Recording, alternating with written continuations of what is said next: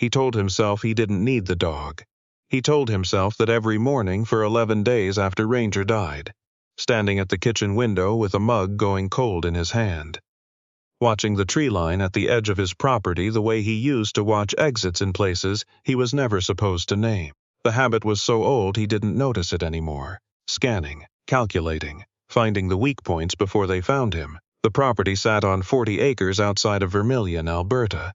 Flat country, wide sky, the kind of silence that feels earned. Lennox Hare had bought it 6 years ago with the specific intention of hearing nothing. No briefings, no rotors, no one radioing in to tell him the situation had changed. Just wind off the prairies and the occasional complaint of a crow, and that had suited him fine. He was 53 years old and had spent 22 of those years doing things that didn't appear in any public record. 2 tours in Afghanistan, 1 in Yemen, though he never said that out loud.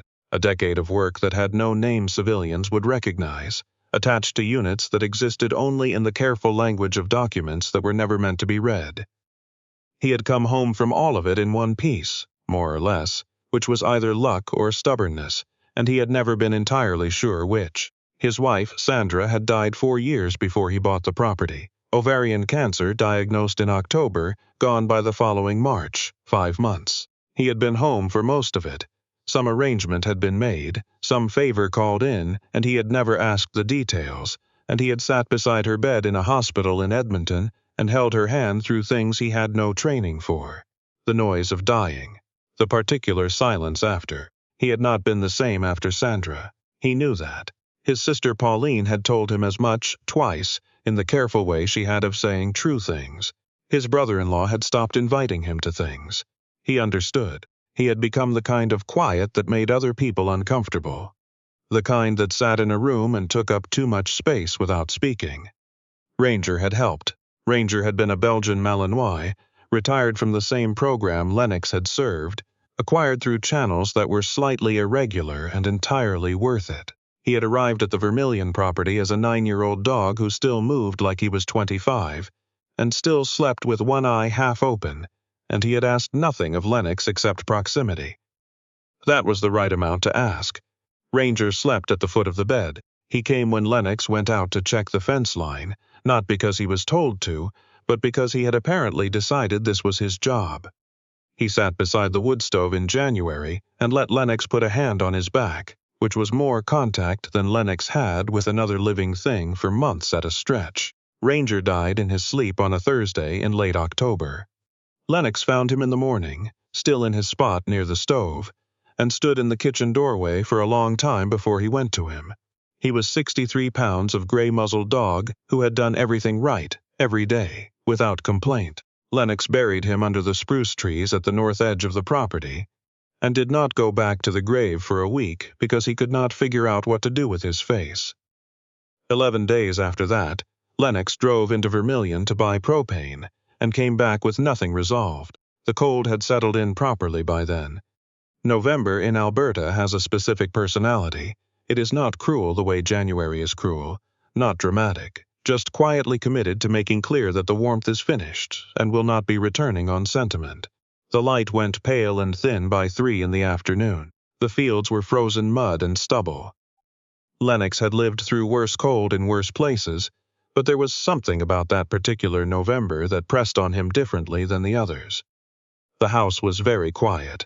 The spot near the wood stove was empty. He had decided without quite saying it to himself that he would not get another dog. It wasn't grief exactly. It was something harder to name. A recognition that he had let himself need something again, and the something had gone, and he was not entirely sure he had the constitution for that transaction a second time. That was where things stood when the dogs found him. It was the second week of November, a Sunday, around 4 in the afternoon. Lennox was splitting wood at the side of the house. Not because he needed to, he had plenty, but because it was something to do with his hands and his body that required enough attention to crowd out other things. He had been at it for an hour. The light was going gray and flat, the temperature dropping in that efficient November way. He heard something that wasn't wind. He stopped, set the axe head down on the block and stood still, which was still very still, the kind of motionless that 2 decades of operational work had made completely natural to him. He listened. It came again. Not a sound exactly. More like the texture of a sound, something soft and intermittent, coming from the direction of the equipment shed at the back of the property. He had not been in the shed since October. He had no particular reason to go there now. He went anyway. The shed door had a gap at the bottom where the wood had warped over 2 winters, and something had pushed through it, or through the rotted corner board beside it. He could see the broken edge from 10 feet away. He pulled the door open and stood in the entrance and waited for his eyes to adjust. They were in the far corner, behind the old tractor that he kept meaning to sell. 3 of them. 2 with the black and tan markings that meant German Shepherd without question, and 1 that was lighter, a sort of pale fawn, and all 3 were so young, they looked more like suggestions of dogs than actual dogs. Oversized paws, ears still calibrating. The specific uncoordinated dignity of puppies who have recently become aware that the world is larger than they expected. They were also approximately 5 weeks old and alone, which meant something had gone wrong before they got there. He looked at them. They looked at him, the larger of the 2 dark ones, broader in the head, already with something deliberate in the way he held himself, took 2 steps forward and then sat down, as though this were an appointment he'd been expecting. Lennox stood in the cold doorway of his equipment shed and said out loud to no one, "Absolutely not." He went back to the house. He split more wood. He went inside and made dinner and did not think about the dogs in the shed, except that he did think about them, with the particular focused attention of a person who is trying very hard not to. Around 8 o'clock he put on his coat and went back out with a flashlight and an old wool blanket from the hall closet and a bowl of water and some leftover cooked chicken that he'd been planning to use for something else. He told himself this was a practical decision. You didn't leave things to freeze. That was just sense. He put the blanket down in the corner and set the water and food nearby and watched the 3 of them sort themselves out. One going straight to the chicken with the focused efficiency of someone who'd been in worse situations, one approaching the water bowl with enormous caution, as though it might be a test, and the light-colored one doing something that could only be described as investigating him, circling at a distance with her nose going, and her tail making uncertain, hopeful movements. "You need a mother," Lennox said, "not me." He went back to the house and called Pauline. Pauline answered on the second ring, which meant she'd been awake, which meant he'd have to talk to her properly. "Found some pups," he said. "Shed, I think they're about 5 weeks. 5 weeks." Her voice changed. "Lennox, they need their mother. I know they need their mother. Mother isn't here." A pause. "How many?" "German Shepherds, 2 of them. 1 something else. Maybe Shepherd mix." Another pause, longer. "You need puppy milk replacer. They're too young for solid food alone, and they need to be kept warm. Not outdoor warm, Lennox, house warm. I gave them chicken. You gave 5-week-old orphan puppies cooked chicken. It was what I had." He heard her exhale the way she exhaled when she was deciding to be patient. "Drive to Wainwright first thing tomorrow. There's a farm supply. They'll have the milk replacer. Do you have a heating pad? Something to keep them off the cold floor?" He did not have a heating pad. He ended up bringing all 3 of them into the house that night, in a cardboard apple box lined with the wool blanket and an old flannel shirt he found in the mudroom. He put them in the kitchen near the wood stove. He sat in the chair across the room and watched them settle. The big dark-headed one arranged himself in the center of the box with a kind of authority, and the cautious one tucked in close to his side, and the light-colored one ended up half on top of both of them, which seemed to be what she preferred. Lennox turned off the kitchen light and sat with just the light from the stove. The house was still, but it was a different kind of still than it had been for 11 days. He didn't name them. He was not keeping them. He named them the next morning, before he drove to Wainwright. The deliberate one, the one who had walked toward him in the shed, he called him Grit, because of the way he'd held himself. Something steady at the center of him already. Some quality that Lennox recognized without being able to fully explain.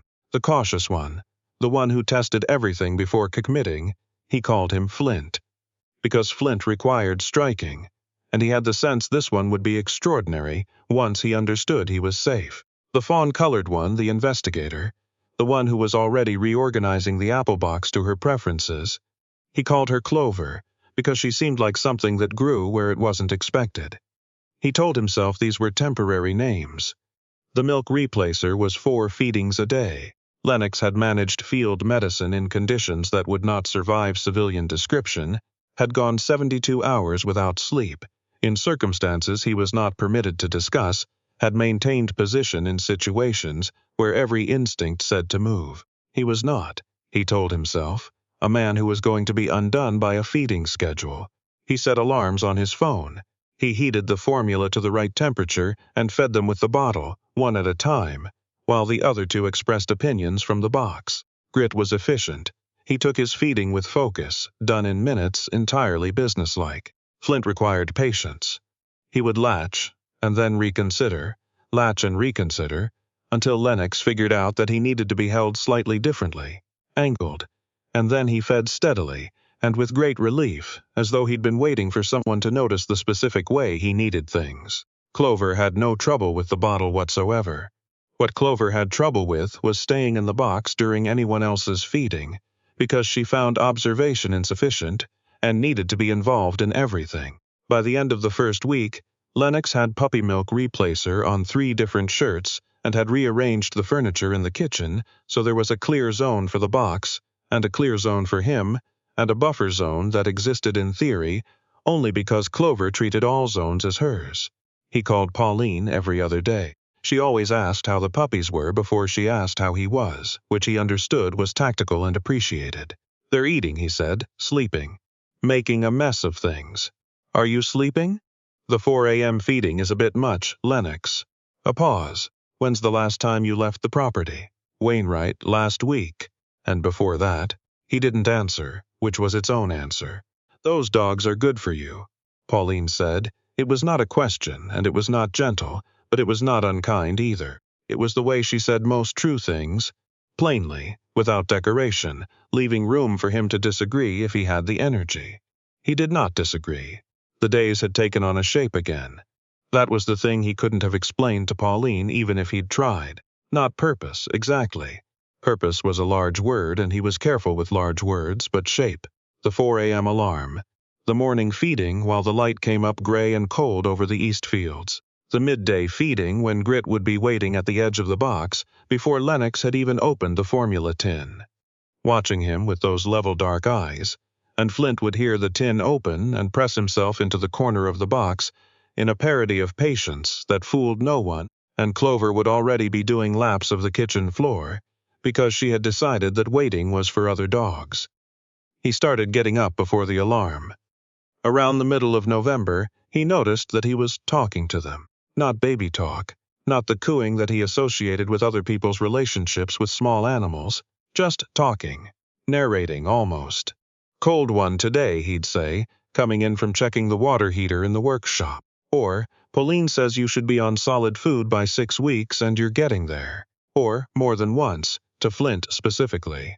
You're all right. You know that? You're going to be all right. He was not sure who he was talking to exactly. The 3rd week was the hardest. It started with Clover. She had been the most physical of the 3 from the beginning. The one most likely to be chewing something she wasn't supposed to be chewing, most likely to have wandered further from the box than was technically wise, most likely to be underfoot in a way that seemed deliberate. He had adapted. He moved differently in the kitchen now, checking before he stepped, which had become automatic enough that he'd caught himself doing it outside too, on the porch. On a Tuesday he came in from the workshop and found the apple box tipped on its side, and Grit and Flint sitting beside it looking mildly concerned, and Clover nowhere visible. He stood very still. He listened. The sound was coming from behind the refrigerator. Clover had apparently gotten there by moving the recycling bin, and squeezing through a gap that should not have been passable, and then been unable to get out the same way. She was not panicking. When he crouched down and found her with his flashlight, she was sitting in the dusty dark behind the refrigerator with the expression of someone who had committed to a decision and was not yet ready to admit it had been a mistake. It took him 20 minutes and the removal of the recycling bin and the partial shifting of the refrigerator to get her out. She emerged, uninjured, and sat in the middle of the kitchen floor and sneezed. "I don't know what to do with you," Lennox said. She looked at him with calm, golden eyes that said this was very much his problem. He blocked the gap that night with a piece of board from the workshop, and the night after that he found Flint sitting beside the board staring at it, with the expression of a dog who was thinking about it very seriously. Lennox added a second piece of board. He was not sure this would be sufficient.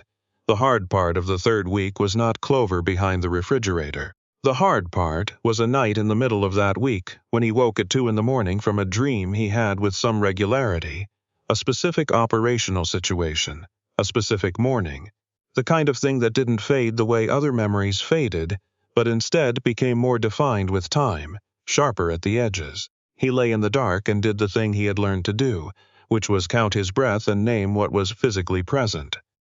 The ceiling, the window, the cold air, the dark, the quiet. But the house wasn't quite quiet. From the kitchen came the small sounds of 3 young dogs. A shift, a sigh, Flint's particular way of readjusting himself that involved a sequence of very small movements and one complete rotation. Grit's steady presence, the deep, slow breathing of a dog already sleeping the way working dogs sleep, all the way down. Lennox lay in the dark and listened and, eventually, slept. In the morning he moved the box from the kitchen to the bedroom. He told himself it was warmer there. By December they were eating solid food. This transition happened with the drama appropriate to its significance, which was to say, Grit took to it immediately and thoroughly, and without sentimentality. Flint engaged with it carefully, and then with increasing enthusiasm, once he established it was safe, and Clover ate everything including a portion of the box and showed no regret. The feedings reorganized. The house reorganized. Lennox found himself at the farm supply in Wainwright, buying proper food and proper bowls, and after a moment of standing in the aisle considering his life, a set of small identification tags for their collars, which he had also bought. He had not meant to buy the collars. He had gone in for dog food. He drove home in the particular Alberta winter light, the sky enormous and pale and cold, the fields white and flat to the horizon with 3 small dogs in a crate in the back seat. Grit sat in the forward corner of the crate facing front, watching the road the way Lennox watched the road, with the same quality of attention. Flint had his nose near the vent in the crate door, reading the cold air. Clover was asleep on both of them. Something in Lennox's chest did something it had not done in a long time. He wasn't entirely sure what to call it. Not quite happiness. Happiness felt too light for it. More like the recognition of something returning that he had written off. He didn't think about Sandra, exactly, but he thought about the things she used to say about him, the accurate things, the ones he'd argued with, and known she was right. That he was better when he had something to care for, that he found his steadiness into responsibility the way other people found it in rest. She had understood him in ways that had taken years and had never felt effortless, and that effort had been its own kind of love. He hadn't let anyone care for him, since Sandra. But he had let himself care for the dogs, and that was something. That was a start.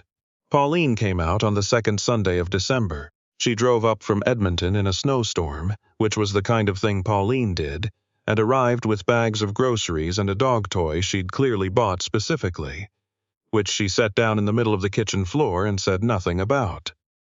Clover had it destroyed within 4 minutes. Pauline watched this with the expression of someone absorbing significant data. Then she looked at Grit, who had sat down near Lennox's feet, and was watching Pauline with polite, thorough attention. Then at Flint, who had gotten himself wedged between the wall and the wood stove in a way that seemed inadvisable, and from which he was watching everything with enormous liquid eyes.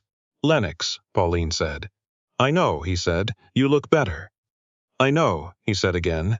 She made soup and they ate together, and the dogs reorganized themselves around the kitchen in the ongoing geometry of dogs who are deciding where they stand on everything. Grit eventually put his head on Lennox's foot and stayed there. Flint fell asleep under the table. Clover, having destroyed the toy, investigated Pauline's boots for several minutes before apparently deciding they passed inspection. Pauline said, at some point in the middle of the meal, as though it were not the most important thing either of them had said in years. Sandra would have liked them. Lennox looked down at Grit. Grit looked up at him. She would have liked Grit best, Lennox said. She always liked the serious ones. Pauline smiled. It was a real one, the kind that reached her eyes. They did not say anything else about Sandra, which was correct. Some things are not for explaining. They are only for acknowledging, briefly, and then for keeping.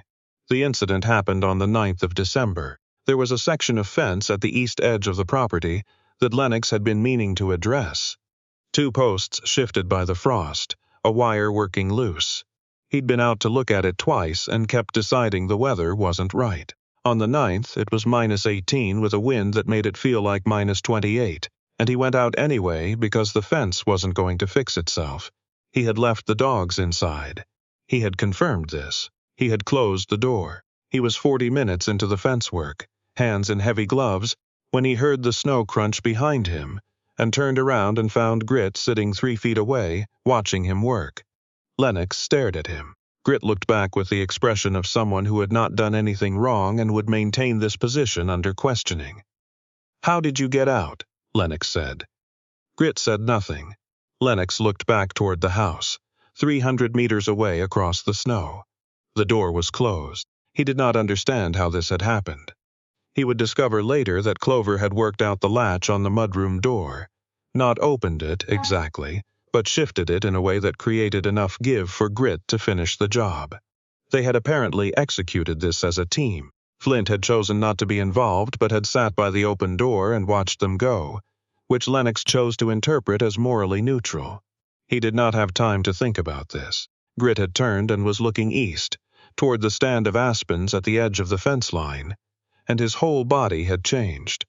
Not aggressive, not uncertain, but alert in a very specific way that Lennox recognized from dogs he'd worked with in circumstances that were nothing like a frozen Alberta field. The ears up and angled, the weight forward.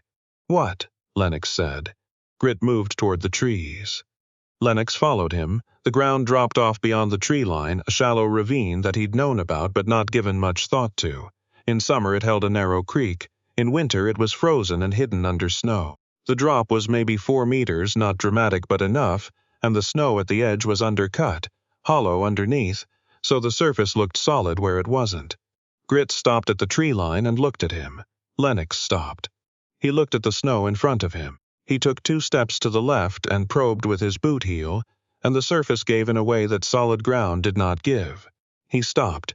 He stood at the edge of the tree line in -28 wind chill, and looked at the place where he had been about to walk, and felt something he had not felt in a long time. The specific quality of attention that comes after the near thing, the moment that registers only in retrospect. He looked down at Grit. Grit looked up at him with those level eyes, and there was nothing in the look that claimed credit or requested acknowledgement. He had simply gone where he was needed, and done what made sense to him. Lennox crouched down in the snow and put a hand on Grit's side between his shoulder blades and felt the warmth of him through his palm. "Yeah," Lennox said. "Okay." They walked back to the house together. Lennox fixed the fence the following week, after he'd staked the ravine edge with orange survey flags so he knew exactly where it was. He didn't mention the incident to Pauline. Some things were not for explaining. Christmas came and went. Lennox had turned down 3 invitations, 1 from Pauline, 1 from his old team leader Mervyn, who lived in Cold Lake and kept in touch with the particular persistence of men who feel responsible for you, and 1 from a neighbor 2 properties over named Ruth, who was 71 years old and had been trying to feed him since he moved in. He had accepted Ruth's. She had made a turkey and invited 4 other people he didn't know. And he had sat at the end of her table and eaten excellent stuffing, and talked to her grandnephew about fly fishing for 40 minutes, which was more conversation than he'd had with strangers in a year. He had brought the dogs. Ruth had been delighted by this in a way that had made even Flint briefly confident. January hit hard, as January in Alberta hits, without apology, without drama, simply and completely committed to the project of cold. Lennox was ready for it. He had laid in wood, laid in supplies, had all 3 dogs sleeping in the bedroom now in a configuration that took up a significant portion of the floor, but that he had accepted as the natural order of things. Grit on the left side, near the door. Flint on the end, half under the bed frame because he found the enclosed feeling reassuring.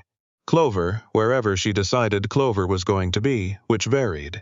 The 4 a.m. feedings were long over, but Lennox still woke early, earlier than he needed to usually, and lay in the dark listening to the particular small sounds of 3 dogs sleeping, and found most mornings that the weight of the dark was manageable, not light, not gone, manageable, which was what he had learned to want in the years since Sandra, in the years since everything. Not the absence of weight, but the capacity to carry it. Grit seemed to understand this without being told. Dogs sometimes understood things without being told. It was one of the more useful qualities they had. In February, Mervyn drove out from Cold Lake for a weekend. He arrived in a truck that needed new shocks, with 2 cases of beer and the news that he was retiring in the spring, and thinking about property in the area, which Lennox understood to mean that Mervyn was worried about him, and had constructed an excuse to come and check. He didn't say this. He said, "Good to see you." Mervyn came in and was immediately assessed by Grit, who walked a slow circle around him and then sat down, which apparently satisfied whatever internal process he'd been running. Flint watched from a safe distance, and then gradually, over the course of an hour, migrated to within 3 feet of Mervyn, which was Flint's version of a full endorsement.